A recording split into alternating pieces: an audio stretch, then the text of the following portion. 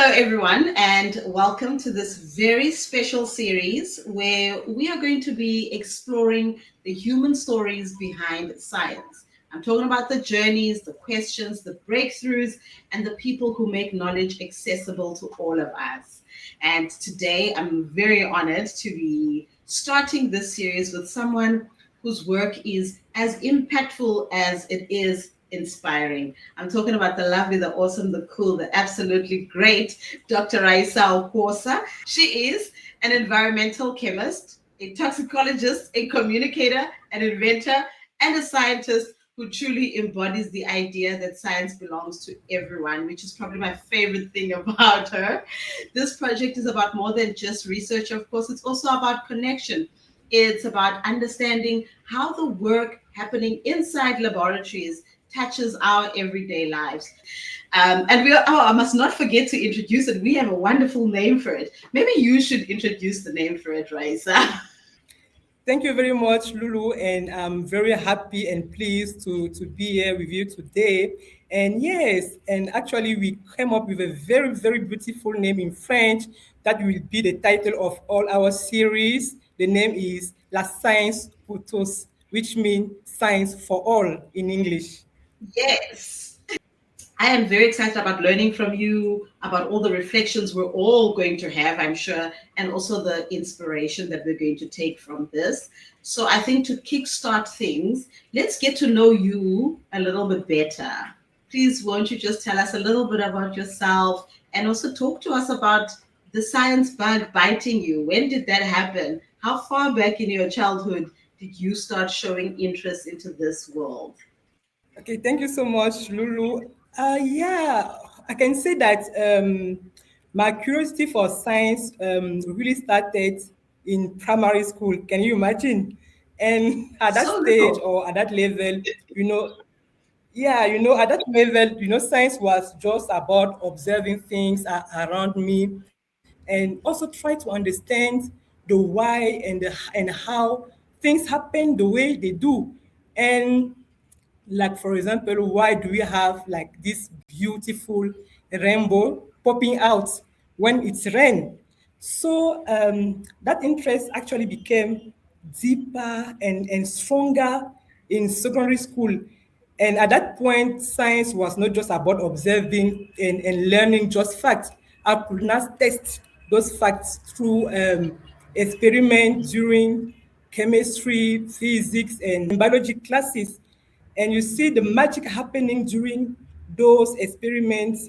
I began to see science like not just like a subject, but as a pathway I truly wanted to follow. I think all parents would love for their kids to start getting curious about the world and how why things are the way that they are or why they happen at such an early age. I really love that about you. But I also know that your field is not easy, right? Not to say that other fields are, but I know that it can be very difficult sometimes. So I want to know what was it, that kept you curious enough to keep going, even when the path wasn't easy. I like the question. Yeah, let me tell you something. Science on its own, right? Science on its own will teach you patience and resilience. And in my field of environmental chemistry and toxicology, I actually see that every day. But what really kept me going was the fact that there could be, harmful substances in our water, in our food, in plants, without people even knowing it. And so I was always curious and passionate to understand where are those chemicals come from, and also how do they affect nature and people. So even though things were difficult or not actually easy, I stay motivated. I can say that I stay motivated because I knew that my work could raise awareness and protect the both people and our ecosystem.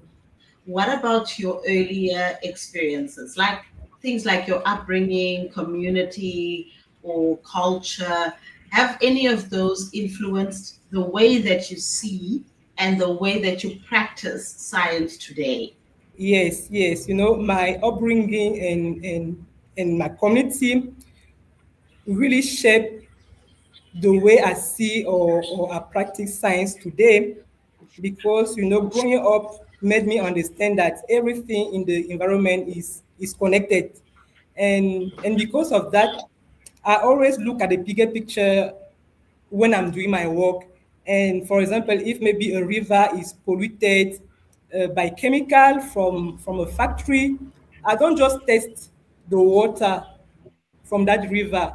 I also test, nearby plants, soil, even the fish, and to see how it might affect people who are using maybe that water or eat that fish. So my earlier experience taught me that everything in the environment is well connected, and that knowledge actually guides me on how I approach research today. I want to move now to talking a little bit about where I got super excited about your work. So I don't know if you remember, I don't even know if I should be sharing this, but you Please. know, when when you were graduating with your PhD, obviously I knew you are in the sciences and things, but one of the things that I did not dare do is to engage you on your work. Like, hey, what's your research about? What are you working on? Can be intimidating sometimes to engage science. But I was curious about what you were working on and things like that, but I never asked. But then cut to me seeing on social media the clips that you were creating and how you were breaking down your work so beautifully. How did you develop that skill? What is it that brought that out of you? That skill of making science in very simple language to understand was intentional, because when growing up, I was the only one in my family who actually venture into science. So at very early age, I had to make a conscious a conscious effort to explain what I was learning in school to my parents in the way they could understand. So it was very intentional, and that habit actually stay with me, and shape the way I communicate science today, especially for non-scientists. So yeah, it was very intentional. I was not born with it. But you've done a really great job of bridging the gap because it really sucked me in. I really loved it. And what do you think is maybe the most misunderstood thing about science today, especially amongst the general public, not within maybe academia, just in general? Well, in my opinion, I think that the biggest misunderstanding about science is the idea that science is only about lab, equation, those big equation, and or very technical work, which make people feel like science is something far away from them and only for experts. But the truth is, we all practice science on daily basics. So science is not just about lab or just about experts. In fact, science is a way of thinking and exploring the world around us. Yes. When I see like the kind of stuff that you're doing with bringing your science out to everyday people and showing us how it applies to our everyday life, my mind always jumps to young people, right? Like younger people, like young people that are still on the come up, that are still building their lives and stuff. How important maybe do you think that science communication that you do for the young Africans especially, how important is it for them? Because that's the future essentially. Yes, yes, you are absolutely right. Young African are actually the future of our society.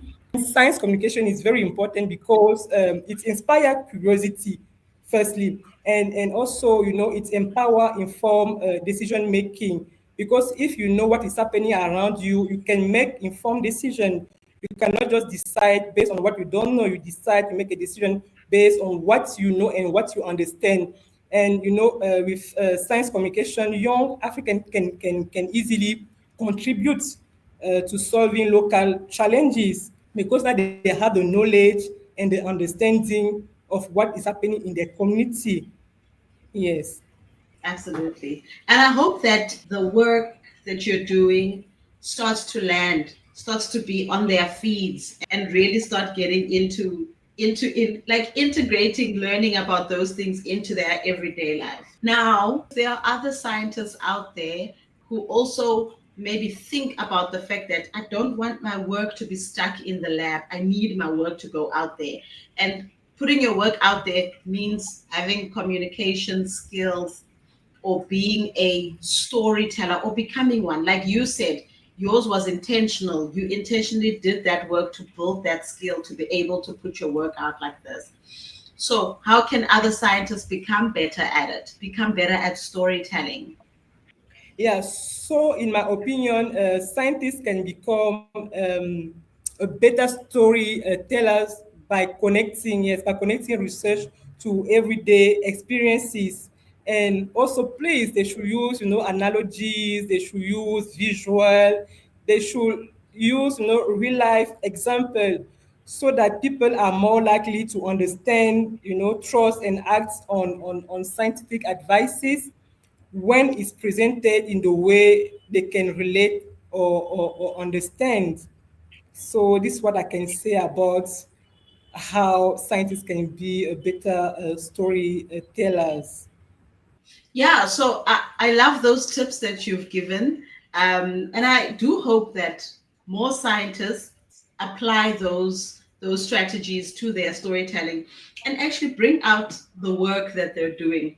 Because if judging by what you're doing, we've gained so much interest in stuff that we would have never known about.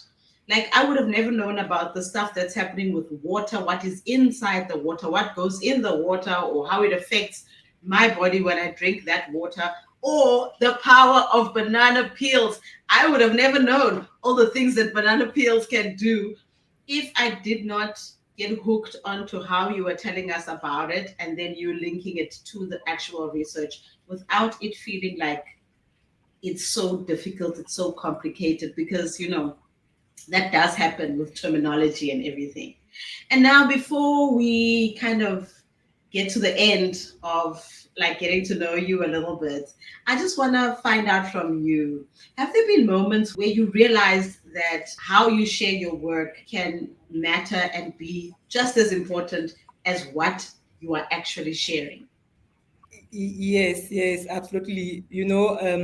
I've learned that even the most important finding or discovery can go unnoticed if those findings are not communicated the way people can understand, the way people can relate to. And this is the reason why I'm very intentional about how I share science, because I know that I'm talking to non-scientists, so I always make sure that I'm very intentional in making things easier and very simple for them to understand. And the impact depend on not just on the information itself but how the information reaches people. I'm really intentional about making things very simple because I'm aware everyone didn't do science like me, so I cannot just come with big term, big scientific expression. They will get lost and maybe lose interest, because now I know that if maybe a lawyer is talking to me, I will be lost because I don't know, law term. So the person really need to be aware that, okay, I'm talking to this person, is not a lawyer. So there are some terms I need to really explain for the person to be on the same level. So yeah. As we continue with the series, I think we're also going to keep learning more and more about you, more and more about your work. But just on a parting shot, can you maybe just give us just a brief of Waste to Wonder, like what it's about? Yes, absolutely. People should understand that anything in this world, anything in the environment has value. This we need to keep it in mind. Anything you can see in your environment has value. Your banana peel has value. Even I don't know if I should use the expression, even your poo has value. It can be used as manure. Yes. So yeah, everything has value, and the only problem is self-awareness. There's this French scientist. I think it was French chemist. He says something. It says that, okay, I will try to translate it in English because he is a French. He was saying that nothing is lost, nothing is created, everything is transformed. You see, so you can have food like your apple. The apple will not be lost. Your apple will be transformed into something else. So your nature, or let's say nature, or anything around you, will just go from one state to another, but will not disappear. It will just keep transforming. And this Wow. is where, yes, this is where chemists or scientists step in. They can know that, okay, since or maybe if you have maybe this transformation, what can I get from that transformation? What other useful product can I get from this transformation? This is where I think scientists come in to discover, okay, like the banana peel, we can actually transform the banana peel into charcoal or any organic material into charcoal. Now you can see the transformation from the normal banana, the banana peel, and the charcoal. So everything is about transformation. Nothing is lost. Everything is just transformed. Wow, wow, wow. I love that. It just, I'm sorry because I'm hearing it for the first time. So it just dawned on me as you're saying it. I'm now starting to think of everything. It just created this chain in my mind. I started seeing this visual of a chain in my mind of how things just go through one form into another. That's To mind another form, blowing. yes. Raisa, it's always fun talking to you, and I can't wait for us to continue having these conversations. And I also want to invite everybody to keep following with our series because coming up next, we're going to also break down all the different ways that our everyday waste can transform into valuable, very useful products in our daily lives, whether that be in water or other aspects of life. But everybody's got to stay with us to find out what those are and how they can improve our lives or how they then function in our lives as new, transformed, valuable assets that we can use. And that's a wrap for us with La Science Pour Tous, episode 1, our introduction. And so, with that said, it is good night from myself, Lungiswa-Nyatyowa, on a chair. And Dr. Raissa Okwuosa, good night. Bye. Bye.